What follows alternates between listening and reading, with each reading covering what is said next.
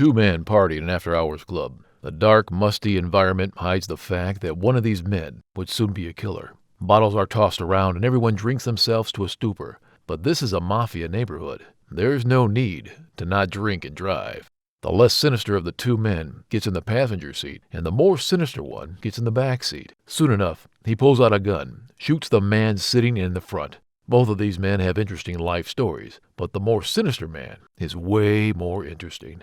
This man is Sammy the Bull Gravano, underboss of the Gambino family, and a rat in mafia terms. But first, let's see how he came to be a made man. Salvatore Gravano was born in 1945 with two sisters in Bensonhurst section of Brooklyn. This was an Italian-American neighborhood and mainly blue-collar residents.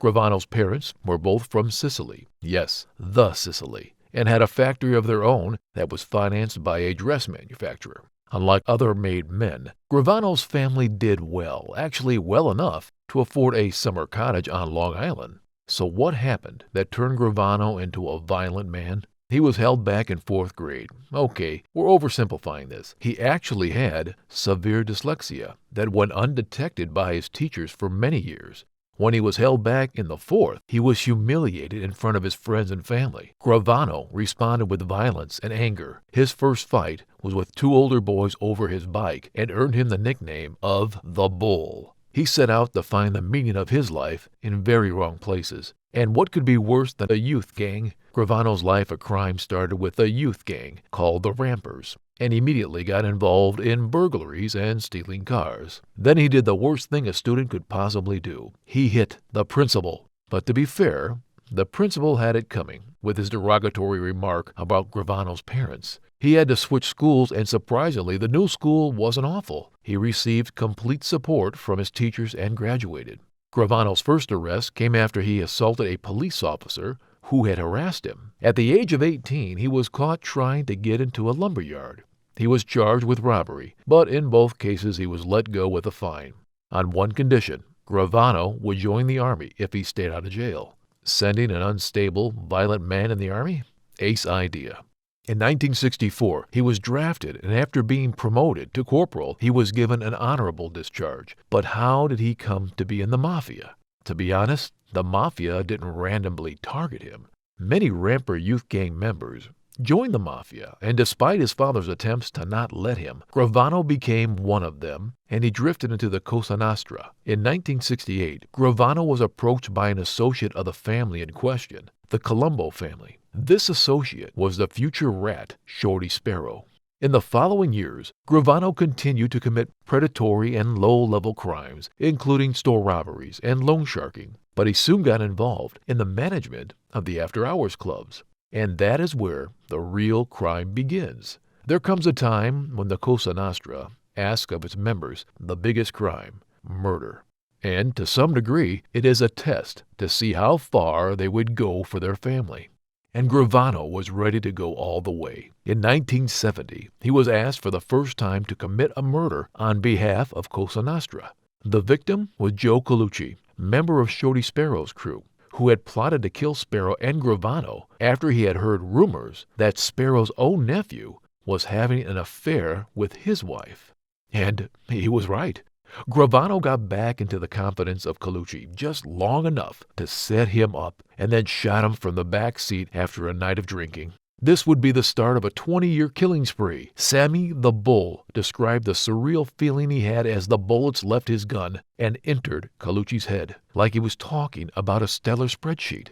The killing showed his higher-ups that young Sammy Gravano was a stone-cold killer.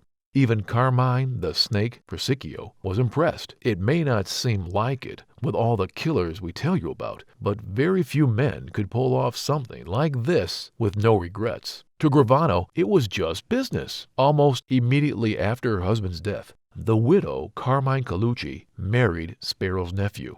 A change came in Gravano's life after that. He married a girl named Debbie. While still involved in crime, he opened up a legitimate business, a store for women's clothes and accessories. However, one of his helpers cheated him out of money, and he sold the business. Here's the twist. This helper was Ralph Sparrow, the brother of Shorty Sparrow. To avoid further conflict and murder, Sparrow advised Gravano to switch to the Gambino family and joined Aurelio's crew. Then another big change came into his life. His first son was born. The new family moved to Long Island, where Gravano took a job with his brother-in-law's construction business.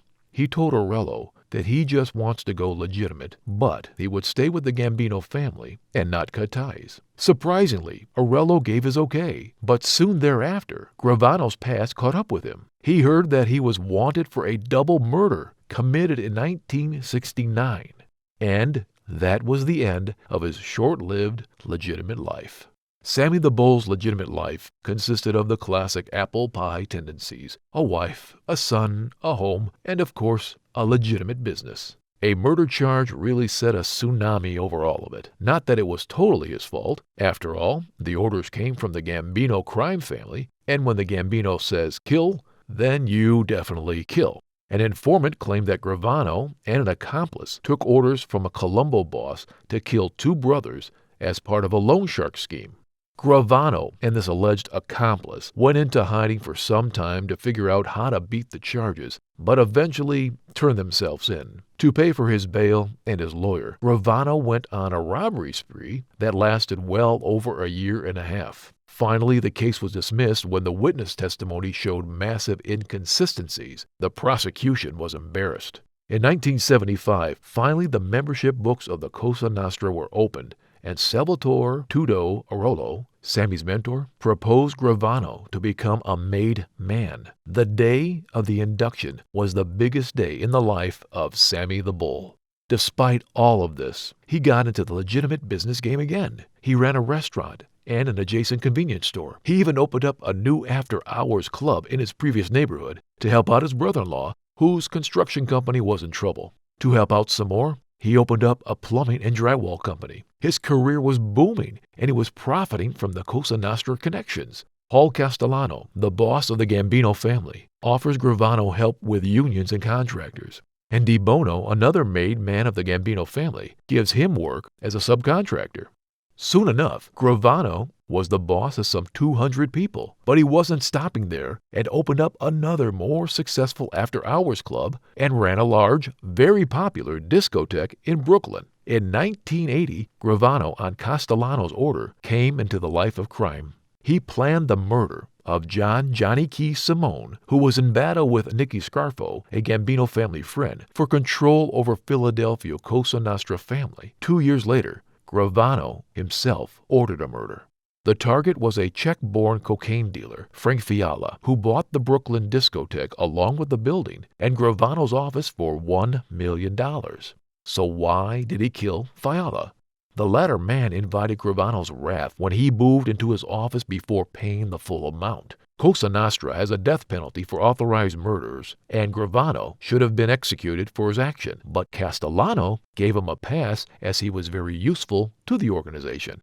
The Fiala murder remained unsolved, but this wouldn't be the last time he was to come face to face with his bosses over a heated dispute with one of the family members Gravano threatened to kill, and this brought him to the family, but he was once again spared. In 1985, he was approached by Ruggiero, a close friend of John Gotti's, about a plot to remove Paul Castellano as boss of the Gambino family. After a consultation with his friends, he decided to side with Gotti and to remove Castellano.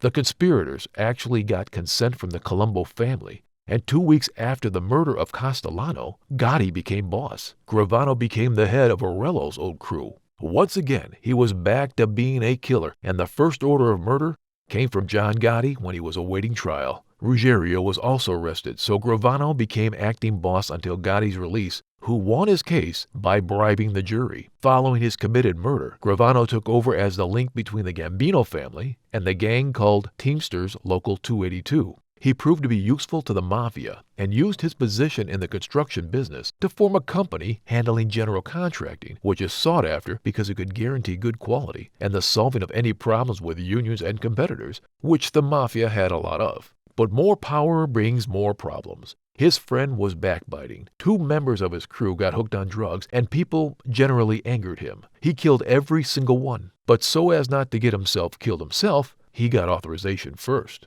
In 1990, Gravano became underboss and went into hiding in the Pocono Mountains while running the Gambino family as John Gotti was in detention for the trial of the Castellano murder. But this frolicking would be short-lived, as soon afterwards, Gravano and Gotti were arrested at a meeting at the Social Club in Manhattan on multiple charges. At a bail hearing a few days later, surveillance tapes were released which actually portrayed Gotti as an innocent boss who somehow got mixed up with the crazed killer Gravano. Sammy feared that Gotti would place all the blame on him, and so he turned against the boss first. He told the FBI he wanted to talk, and he even did so without full immunity. He told the entire Cosa Nostra story and was convicted of many crimes, but guess what? He has been released and now lives as a normal person. No murder whatsoever. These days, he's figuring out social media and focusing on rebuilding his family's relationships.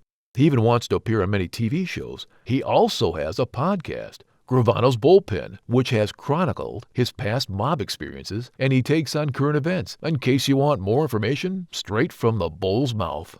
Do you think he did the right thing by confessing to the FBI? Could he have done anything different? Please let us know your thoughts in the comment section below, and we'll pin the best one.